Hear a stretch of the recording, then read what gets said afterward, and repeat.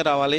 అంతేకాకుండా ఇక్కడ ఉన్నటువంటి డ్రైనేజ్ వ్యవస్థను కూడా ప్రభుత్వం తీసుకుని దాన్ని సరిచేయకపోతే ఈ రకంగా మళ్ళీ ప్రతిసారి రావడానికి ఎక్కువ అవకాశం ఉంటుంది.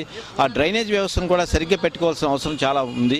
సో ఇవన్నీ ప్రభుత్వం దృష్టికి తీసుకురావడానికి ఎన్ని చేసినా కానీ వాళ్ళు ఎవరో ప్రభుత్వం పట్టించుకోవడం లేదు. నిన్నైతే నిజంగానే అనౌన్స్ చేశారు ఇవన్నీ ఇస్తామని చెప్పి, కానీ అవన్నీ ఎంతవరకు ఇస్తారనేది నమ్మకం లేదు. అది కూడా ఇచ్చింది కూడా ప్రభుత్వం ఖచ్చితంగా ప్రతి రైతుకి మధ్యలో ఎవరో దళారులు కొట్టేయకుండా రైతుకు అందేటట్టు చూడాలి.